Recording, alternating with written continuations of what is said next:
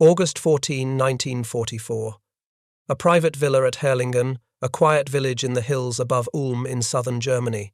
A man with a bandaged skull sits at a writing desk by an open window, a pencil in his hand, and a stack of pages in front of him. His left eye is still swollen. He cannot turn his head fully to the right. The doctors have told him that a lesser man would not have survived what happened on the road near Sainte-Foy de Montgomery the month before. 2 enemy fighters had come out of the afternoon sun and raked his open staff car with cannon fire at treetop height. His driver died of the wounds. He himself was thrown from the vehicle with 3 fractures of the skull and a smashed cheekbone. He was expected to die in a French field hospital. He did not. He is Field Marshal Erwin Rommel, the Desert Fox, once the most famous soldier in the Wehrmacht, and what he is doing in these slow, careful afternoons is writing down what he knows. Papers, letters, dictated notes to his aide, private reflections for his son Manfred. He is reading every situation report he can get from the Western Front. He is following the maps by hand, and what the maps are telling him in the middle of August, 1944, is something he cannot stop turning over in his head. Somewhere in the open fields south of Avranches in Normandy, a new American army has just been turned loose. It has a commander whose name Rommel already knows from the newspapers. It is an army that did not exist a month earlier, and in less than 3 weeks it has torn a hole in the German Western Front so large that the field marshal, sitting at his desk with a pencil and a quiet room, cannot quite accept what he is seeing on the paper. He writes the sentence that would find its way, 9 years later, into the pages of a book compiled from his private papers. In Tunisia, the Americans had to pay a stiff price for their experience, he writes, but it brought rich dividends. Even at that time, the American generals showed themselves to be very advanced in the tactical handling of their forces, although we had to wait until the Patton army in France to see the most astonishing achievements in mobile warfare. The most astonishing.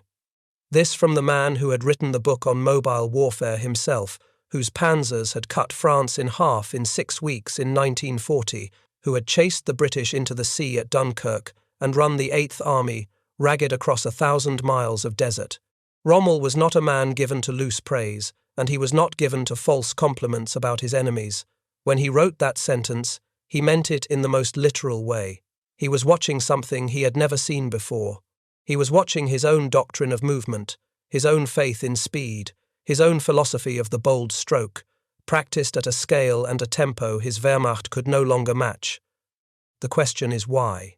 Why did the Desert Fox, the acknowledged master of mechanized warfare, sit in a convalescent home in 1944 and concede that an American general he had never met had surpassed him in the one art they were both supposed to own? To answer that, we have to go back. Not to the beaches of Normandy, not even to the fight in North Africa, but to a quiet classroom at the United States Military Academy at West Point in 1909, where a 23-year-old cadet named George Smith Patton, Jr. was reading obsessively about every mounted charge, every flanking movement, every breakthrough by cavalry from Alexander the Great forward. This is the story of how an American cavalryman who was born in an era of horses and sabers ended up inventing a form of warfare the Germans themselves could not stop, and of how the Desert Fox, watching from his sickbed, understood what he was looking at before most of the Allied newspapers did. We have to begin with a man who did not look on paper like a revolutionary. George Patton was born in November 1885 in San Gabriel, California, to a family of Virginia military stock. His grandfather had fought for the Confederacy and died of his wounds at Winchester in 1864. His father was a lawyer and a gentleman of means. Young George grew up reading Homer and Xenophon aloud, riding horses every day, and deciding at about the age of 9 that he intended to be a soldier and nothing else. He went to the Virginia Military Institute for a year, then to West Point, where he took 5 years to graduate because he failed mathematics in his first year and was held back. That is not the biography of a prodigy. It is the biography of a stubborn boy who would not be turned aside. The piece of it that matters for our story is what Patton did in his spare time. He studied history, not in the dry way of a man collecting facts, but in the hot way of a man looking for the secret of war. He read Frederick the Great. He read Napoleon's maxims. He read about the Mongol horse armies. He read Caesar in the original Latin because a translation, he thought, was not close enough to the original mind, and above all, he read about cavalry, the meaning of speed, the meaning of the single bold thrust that cuts a line of battle in half before the enemy can react. He studied fencing at the cavalry school at Saumur in France before the First World War. He represented the United States in the modern pentathlon at the Stockholm Olympics in 1912. By the time the American Army shipped to France in 1917, Patton was one of the few officers who had been thinking for years about how men on horseback fought and what would happen when horses were replaced by machines. He got his answer in 1917 at Langres, where he was detailed to help organize the first American Tank Corps. He commanded the first American tank attack in history at Saint-Mihiel in September 1918. He was seriously wounded near the Meuse-Argonne that same month, shot through the thigh, leading his men forward on foot. He spent the rest of the war in a hospital, planning, he later wrote, the war he would fight next time. When the armistice came, most of the American army went home and forgot about tanks for 15 years. Patton did not forget. Through the 1920s and 1930s, while the interwar United States Army cut its budget down to almost nothing and shrank to a force smaller than Portugal's, Patton kept writing, kept publishing, kept arguing in the service journals that the tank was not a curiosity but the future of land warfare. He was, in other words, in the 1930s, one of a small and scattered group of officers across several countries who believed that the next war would be fought and won by armor moving at speed. Heinz Guderian was writing the same thing in Germany. Charles de Gaulle, then a young French colonel, was publishing the same argument in Paris. The three men did not know each other, and their emphasis differed, but they all saw the same picture. Armor is speed. Speed is victory. Hold nothing back. The Germans, under Guderian's influence, got there first in practice.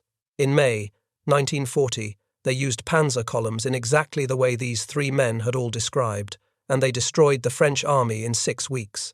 Erwin Rommel, then a divisional commander, rode at the head of the 7th Panzer Division through Belgium and northern France at a speed that astonished the world. He was sometimes 50 miles ahead of his own headquarters. He seized bridges by bluffing their defenders. He bypassed strong points and let the infantry mop up behind him. By the end of the French campaign, German newspapers were calling him the Ghost Division commander because his own staff often did not know where he was. The Americans watched this and wrote it down. They studied the reports. They understood in theory what had just happened, and then most of them went back to drilling conscripts in the old infantry formations because the United States had no significant armored force in 1940 and no real plan to build one fast. The man who would build it was Patton, then 54 years old, a major general given charge of the new 2nd Armored Division at Fort Benning, Georgia.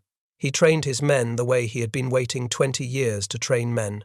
He drilled them in speed, in shock, in what he called the holy instinct of keeping the enemy moving backwards. A pint of sweat, he liked to say, will save a gallon of blood. It was not a slogan. It was his entire theory of how to fight a mechanized war. By early 1943, Patton was in Tunisia commanding the 2nd Corps after the American disaster at Kasserine Pass. He took over a shaken force and in a matter of weeks turned it into a functioning combat unit. Rommel was already gone from North Africa by then, flown back to Europe sick and exhausted, but he read the reports of what happened to his Africa Corps after his departure, and he drew his own conclusions about where the Americans were heading. The sentence he would write in Herlingen began in Tunisia. In Tunisia, the Americans had to pay a stiff price for their experience. But the Germans were winning. That is the part of the story we cannot skip over. In the summer of 1940, as Patton was still writing staff papers at Fort Myer, the Wehrmacht had destroyed the French army in 6 weeks, chased the British Expeditionary Force into the Channel, and changed the meaning of modern warfare. In 1941, they drove 3,000 miles into the Soviet Union and reached the outskirts of Moscow before the weather and Russian stubbornness turned them back. In 1942, Rommel's Afrika Korps was within 60 miles of Alexandria in Egypt. The Germans thought, reasonably, that they knew things about mobile warfare that no one else on earth had ever understood. They had their own word for it. Bewegungskrieg. The war of movement. Their soldiers called it something simpler. Blitzkrieg. Lightning war. theirs. The American landings in North Africa in November 1942 were their first real test against the Wehrmacht in the West, and the test went badly. At Kasserine Pass in February 1943, a green American force was badly beaten by Rommel's veterans. The United States lost more than 6,000 men in a week and more than 200 tanks. German officers reading the after-action reports concluded that the Americans could not stand up to veteran troops. They referred to the United States Army with a slightly sneering nickname, the Dollar Army. The meaning was clear. The Americans had money. They did not have soldiers. This is the view of the Americans that Rommel carried with him when he was transferred back to Europe in March 1943 to inspect the coastal defences of France. He spent the next 15 months as commander of Army Group B, fortifying what the Germans called the Atlantic Wall against an invasion he knew was coming. He worked obsessively. He walked miles of beach. He ordered the placement of millions of mines, thousands of obstacles, tens of thousands of concrete bunkers. He had no doubt that the Americans would come. He had doubts about how well they would fight when they got there. The Kasserine report was still in his mind. When the invasion came on June 6, 1944, Rommel was not there. He had driven home to Herlingen to celebrate his wife's 50th birthday, an innocent error of timing he would pay for every day of the rest of his life. He raced back to Normandy, and for the next 6 weeks, fought the kind of defensive battle he had always feared he would have to fight, without control of the air, against a force that could outproduce his own, at a rate he could not match. On July 17, as we have already seen, his staff car was caught in the open by Allied fighters near Sainte-Foy de Montgomery. He was carried unconscious to a French field hospital. By the time he regained full consciousness, a new American army was about to be activated in Normandy, and the last act of Erwin Rommel's long professional life was about to begin, in a room far from the front, at a desk with a pencil and a stack of maps. What he watched unfold between August and October of 1944 is the story we have to examine next. August 1st, 1944. Avranches, at the base of the Cotentin Peninsula in Normandy. The United States Third Army was officially activated at noon. Its commander, Lieutenant General George Patton, had been waiting in England for almost a year, in a kind of enforced silence, unable to command troops in combat because of an incident in Sicily the year before, when he had slapped 2 shell-shocked soldiers in a field hospital. That outburst had nearly ended his career. Eisenhower, instead of firing him, had kept him on the shelf, used him as a decoy in the deception plan for the Normandy landings, and finally turned him loose once Operation Cobra had punched a hole in the German line at St. Lo. The army Patton took over was not a polished instrument. It was a scratch force of 4 corps, 13 divisions, and a small tactical air command called the 19th, under Brigadier General Otto Wayland. Most of its soldiers had never fought together before. Most had been in combat only for weeks. The terrain ahead of them in the open country east of Avranches was unfamiliar, and the logistical plan for moving fuel and ammunition to a rapidly advancing army was largely improvised. What Patton did with these pieces in the next 26 days is what Rommel was reading about in his garden at Herlingen. The 4th Armoured Division under Major General John Wood, a tall, outspoken artilleryman who had trained his tankers in exactly the spirit Patton wanted, had already burst through Avranches on July 30 and poured south across the Pontobo Bridge the following day, before Third Army even became operational. In the first week of August, Wood drove his columns south and east at a pace nothing in the German line could match, bypassing the city of Rennes, which was liberated on August 4 by the 8th Infantry Division, and swinging deep into Brittany. On the 7th of August, Hitler ordered a counterattack at Mortain that was supposed to cut Patton off from his supply head. The counterattack failed because the 30th Infantry Division under Major General Leland Hobbs stood in the German path at Mortain and refused to give way, and because Allied air power destroyed the German armour in the open fields as soon as the morning fog lifted. While that battle was still raging, Patton turned the rest of his army east, almost due east, in a motion no army had ever attempted at that speed. On the 8th of August, the 15th Corps took Le Mans. On the 12th, it reached Argentan, the southern jaw of what would be called the Falaise pocket.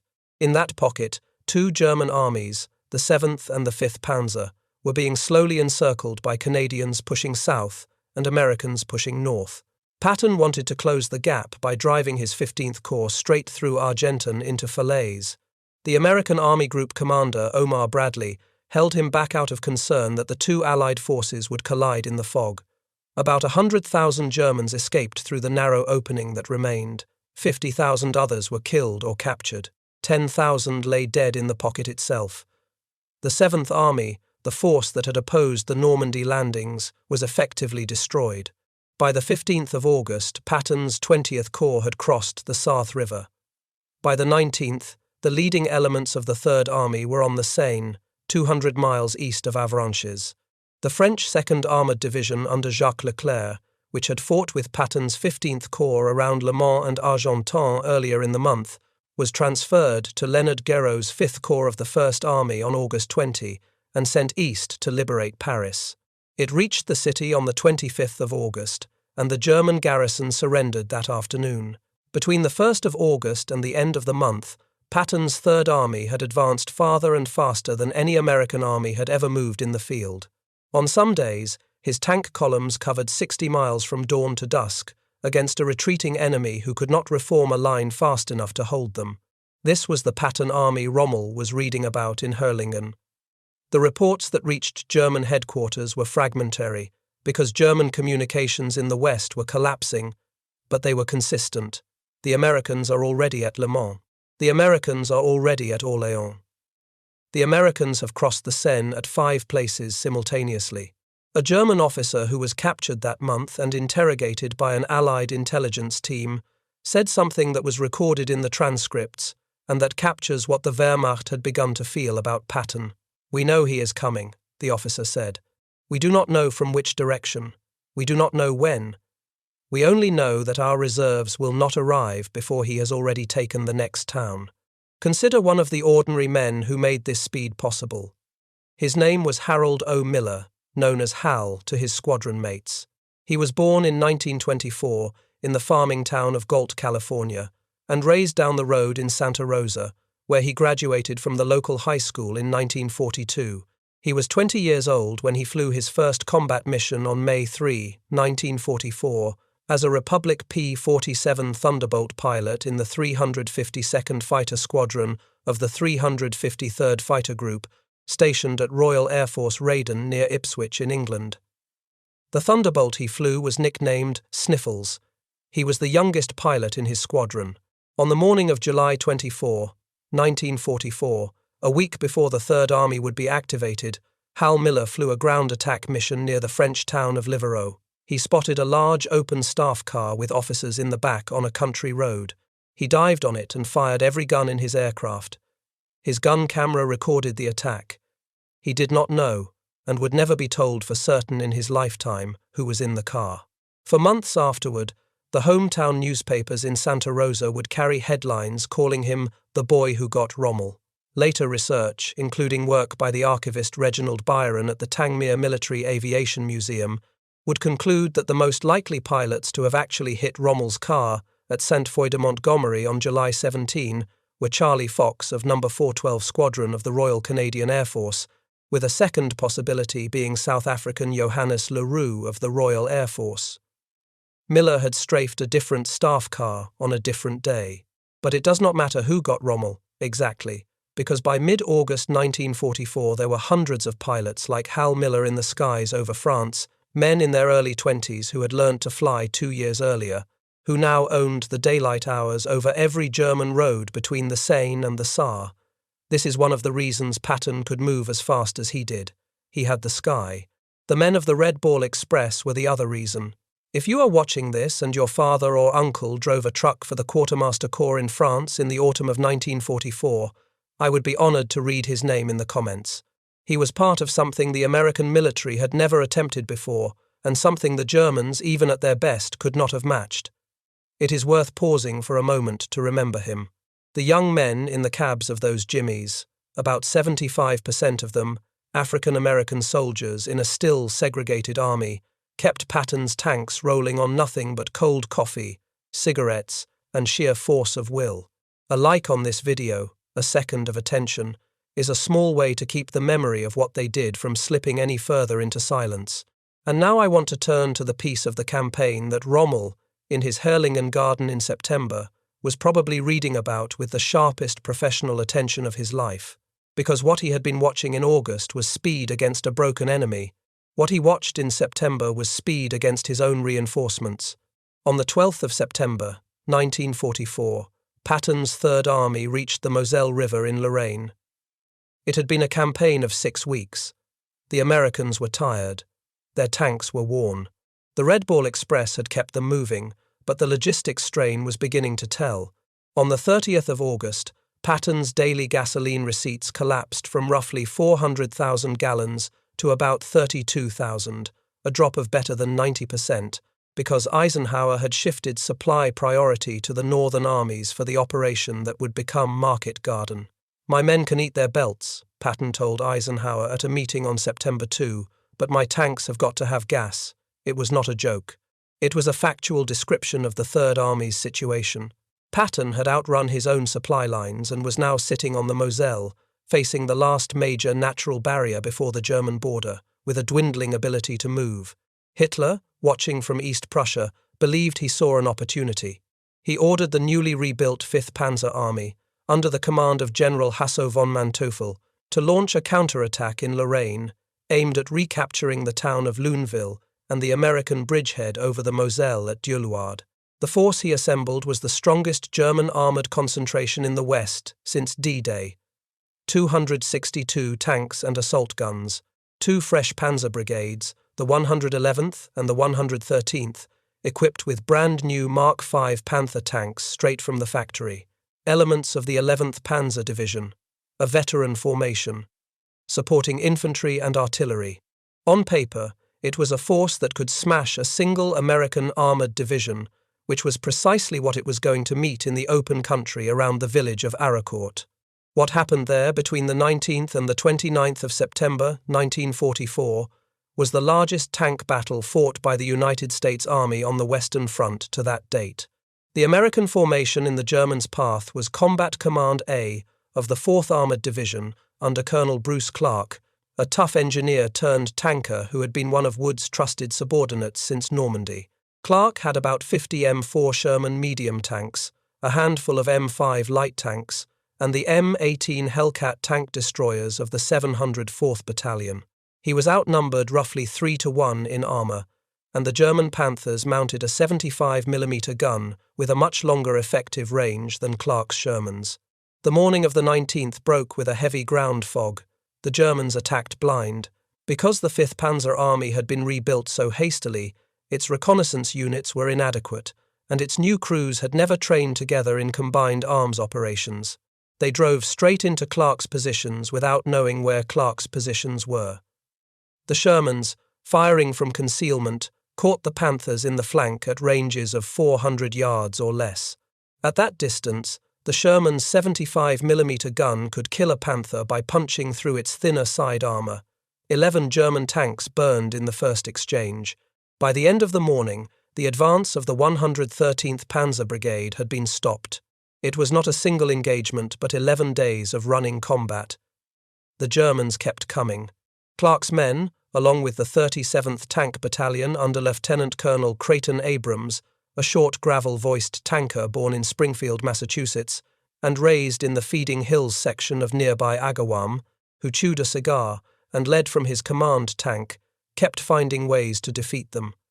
They used the fog, when it came, to close with the Panthers at ranges where Sherman guns worked. They used the terrain, low-rolling farmland with small woods and folds of ground, to hide from Panther guns until the Panthers came to them. They used the 19th Tactical Air Command, the Thunderbolts under Wayland, to hunt German columns on the roads whenever the weather cleared. By the 29th of September, the 5th Panzer Army had lost roughly 200 of its 262 tanks and assault guns. The 4th Armoured Division had lost about 48 tanks, total. On the 30th, the German counter-offensive in Lorraine was called off. Patton said of Abrams, in a line that Louis Sawley would later preserve in his biography Thunderbolt, words that would enter Army folklore. "I am supposed to be the best tank commander in the Army," he said, "but I have one peer, Abe Abrams. He is the world champion. Abrams would win the Distinguished Service Cross for his actions at Aracourt on September 20th and would win a second at Assenoir 3 months later. He would end the war a full colonel. He would become Army Chief of Staff in 1972, and the Army's main battle tank, the M1, would be named the Abrams after him when it entered service in 1980. But in September 1944, he was a 30-year-old lieutenant colonel fighting in a fog with worn tanks against a force that was supposed to overrun him, and instead he broke it. This is the kind of small unit improvisation that Rommel, reading his situation reports in Hurlingen, was no longer able to produce in his own army, no matter how hard he tried. Why not? The answer has almost nothing to do with equipment or tactical talent, because by any fair measure the Wehrmacht still had both of those things in the autumn of 1944. The Panther tank was a better tank than the Sherman. German tank crews, man for man, were probably more experienced than American crews. German junior officers were still trained in the doctrine of independent initiative that their army had been teaching since the 1860s. The problem was not the Wehrmacht on paper. The problem was what the Wehrmacht had become. By the time Patton's Third Army was racing across France, 3 years of war on the Eastern Front had eaten the heart out of the German officer corps. Between the invasion of the Soviet Union in June 1941 and the late summer of 1944, the Wehrmacht had suffered on the order of 2.5 million dead and missing in Russia, with Operation Bagration alone costing several 100,000 in the single month of August. The men who die first in any army are the junior officers and the senior sergeants who lead from the front. The doctrine of Auftragstaktik, of mission tactics, requires those men. It cannot function without a deep bench of captains and lieutenants who have been trained for years in the habit of making their own decisions. Germany, by 1944, no longer had that bench. The 111th and 113th Panzer Brigades at Aracourt were brand new formations. Their crews had never trained together. Their officers had come from depots and rear area schools. They had the Panthers, but they did not have the soldiers to get the most out of them. The Americans had the opposite problem, which turned out to be a strength. The American officer corps in the spring of 1943 had been almost embarrassingly thin. The pre-war regular army of the United States had numbered less than 200,000 men total. Almost every American division that fought in Europe had been raised from scratch in the previous 3 years. Its officers and sergeants had been commissioned and promoted at a speed that would have horrified a Prussian in peacetime, but that speed turned out to be a gift. The Third Army's junior officers in Lorraine were young men in their 20s and early 30s who had come through a rapidly built training pipeline without 20 years of peacetime habit to unlearn. They did what they were told to do, and when what they were told stopped matching the situation, they improvised.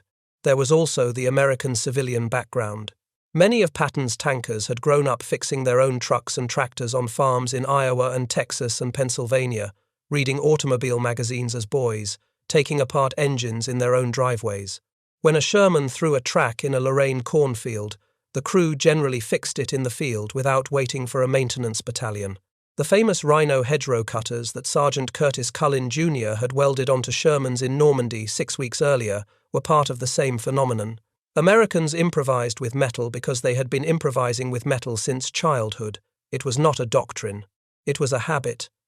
And it was a habit the Germans could not replicate by decree. And there was Patton himself. He was 58 years old in the summer of 1944.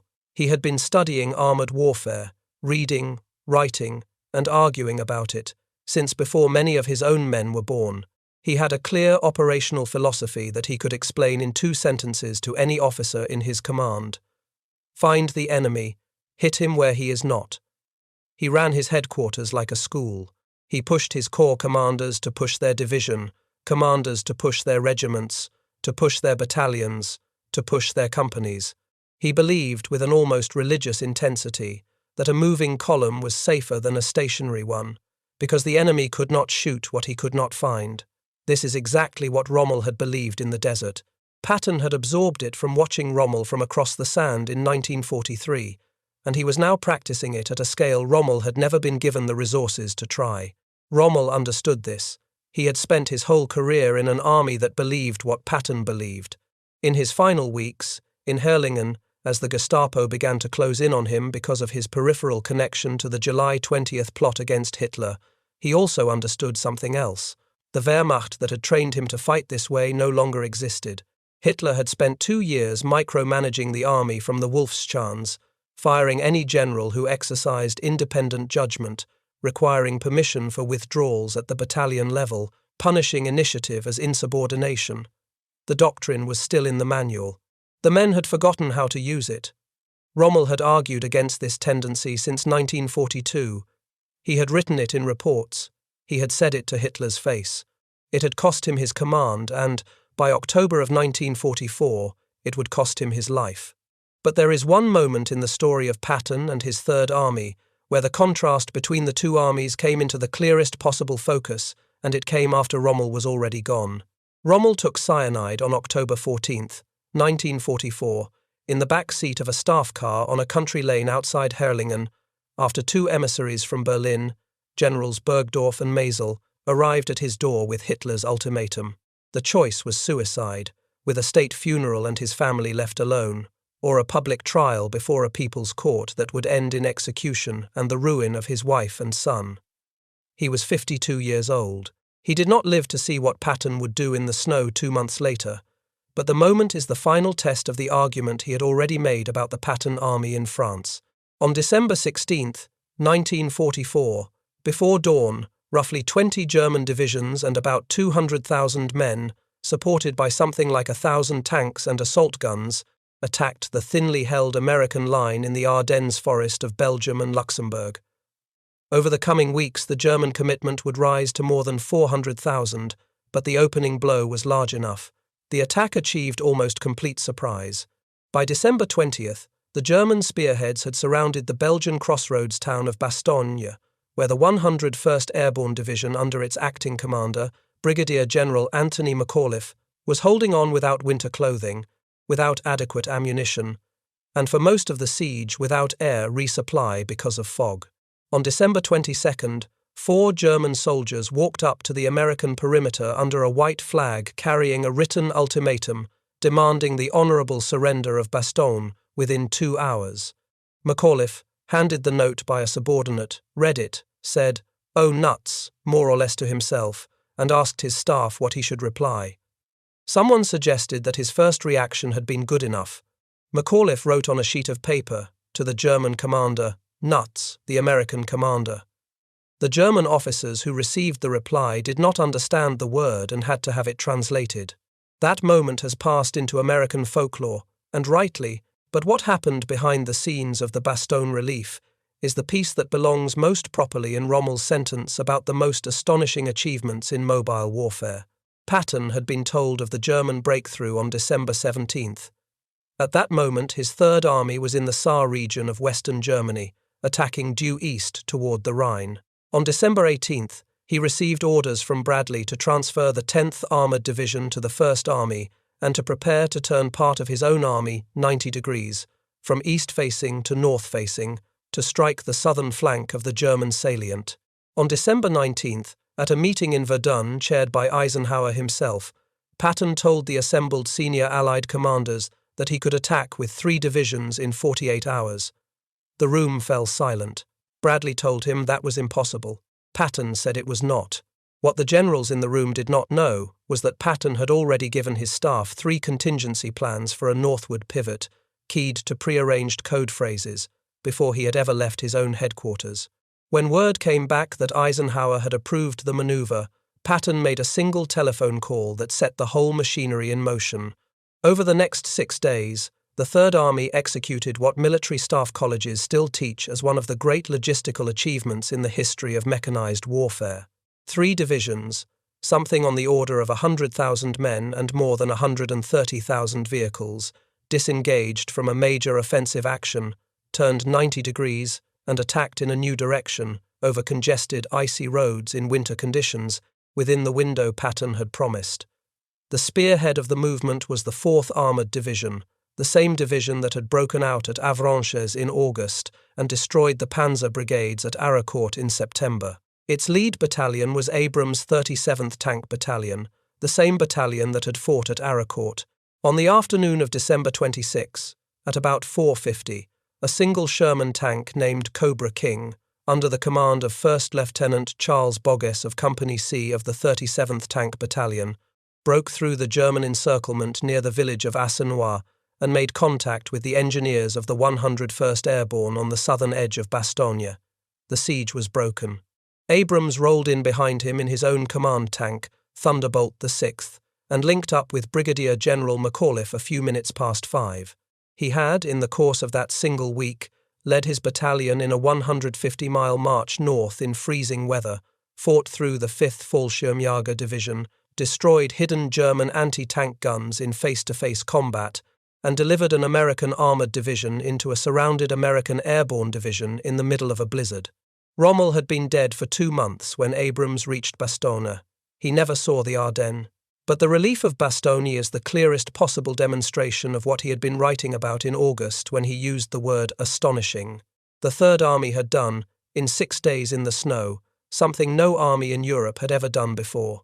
It had pivoted a major formation 90 degrees on no notice, in winter weather, and it had completed the move within the time its commander had promised. The men who had done it were the same men who had broken out at Avranches and stopped the Panthers at Aracourt. They were a force that by December of 1944 had become, in the strict military sense, a fully mature instrument of the kind of war Rommel and Patton had both been studying for 30 years. One more piece of evidence is worth considering, because it comes from a source Rommel never touched but which historians have since examined with great care. Throughout the war, British military intelligence recorded the private conversations of captured senior German officers held at a country house north of London, called Trent Park. The generals who lived there thought they were simply talking among themselves, between chess games and walks in the garden. They were not.